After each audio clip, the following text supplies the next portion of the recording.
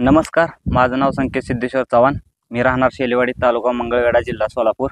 मी आता सध्या BSc ला आहे मंगळवेढला. त्यासोबतच मला शेतीचा नाद आहे. आमच्या वडिलांची 5 एकर शेती आहे. त्यामध्ये मी आधी लहानपणापासून बघत होतो की आधीपासून ज्वारीच पिकत होती रानात, दुसरं काय नव्हतं. 2-3-4 वर्षापासून मोठा भाऊ कलिंगडाची लागण करत होता. त्याचंच बघून माझ्या शेतात मी सध्या कलिंगडाची लागवड केली आहे. सध्या माझ्या शेतात सध्या 4-4.5 हजार रोपं लावली आहेत. कलिंगड लावायच्या आधी मी जाऊन यूट्यूबवर, गुगलवर सर्च केलं की रोगराई भरपूर आहे. तरी मी माझ्या मोठ्या भावाला विचारलं की काय करू राणा शेतात. तर त्याने मला सल्ला दिला की 2 महिन्याच पीक आहे कलिंगड. कमी दिवसात कमी खर्चात जास्त पैसे मिळवणारा पीक म्हणजे कलिंगड आहे असं त्याने मला सांगितलं. म्हणून कलिंगडाची लागवड केली. कलिंगड करताना सगळ्यात महत्त्वाची असते म्हणजे व्हरायटी.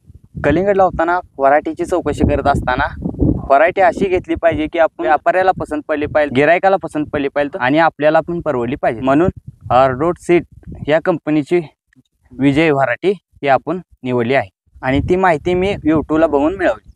व्हरायटी निवडल्यानंतर महत्त्वाचे असतात ती म्हणजे रोपं. आणि रोपं कुठनं आणायची हा प्रश्न माझ्या पुढे उपस्थित झाला. माझ्या वडिलांनी आणि माझ्या चुलत भावाने सांगितले की आपण 5 वर्ष झालं लागण करतोय की ही रोपं आपण वैभव नर्सरीतून आणतोय.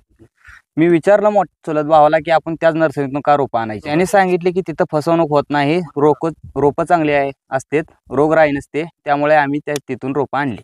रोपं आणायला गेल्यानंतर आम्ही नर्सरीमध्ये बघितलं आधुनिक टेक्नॉलॉजीचा वापर करून तिथे रोपे बनवली जातात. आम्ही बघितलं की पॉली हाऊसमध्ये रोपे बनवली जात होती. अतिशय निरोगी वातावरणात ती रोपं बनवली होती.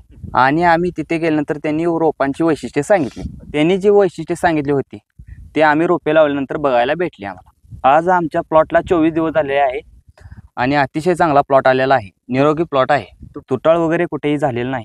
आता सध्याला फुल कळी निघायला लागली आहे, सेटिंग व्हायला लागलेला माल.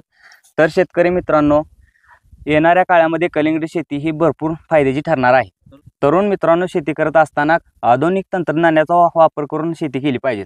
कमी दिवसात जास्त उत्पन्न देणारी शेती म्हणजे कलिंगड शेती. आणि एक विचार करा की व्हरायटी चांगली निवडा आणि नर्सरी चांगली निवडा. कलिंगडाची व्हरायटी निवडायची असेल तर विजय आणि नर्सरी निवडायची असेल तर वैभव नर्सरी मंगळवेढा. तर शेतकरी मित्रांनो, तुम्ही देखील कलिंगडाची शेती करा आणि जास्तीत जास्त उत्पन्न मिळवा. धन्यवाद.